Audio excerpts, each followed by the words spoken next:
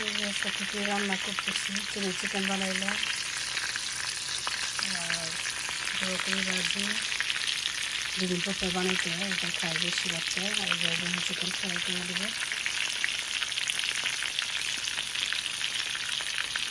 Sandwich কিনে আনছে, একটা খাইছে আর খাবে না আর কি। এখন রান্না করতেছি। কালকে খেলতে গিয়ে সন্ধ্যার সময় পায়ের মধ্যে বোতল খেয়েছে আর কি, আঙ্কুলটা একটু এসে থাকলে হয়ে গেছে। তখন হসপিটাল ইমার্জেন্সিতে গাইলো, আমি চেকিং অফিসে দেখলো মাংসের মধ্যে ব্যথা পাইছে আর কি, পিস করছে।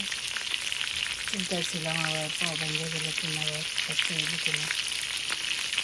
এই আর কি, দোয়া করে ভালো হয়ে যাবো। এক সপ্তাহ স্কুল যেতে পারবো না, দুদিন পর পরে।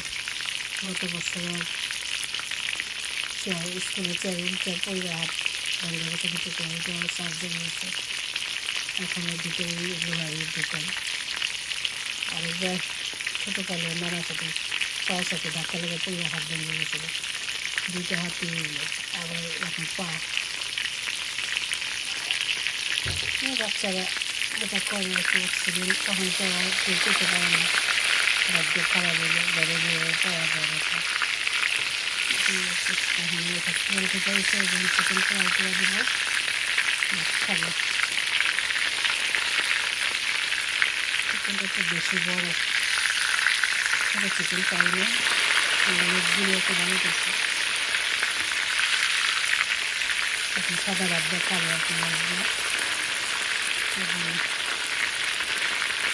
ঠিক আছে, ভালো থাকেন, সুস্থ থাকেন, সবাই ভালো থাকেন। রোজ আসতেছে।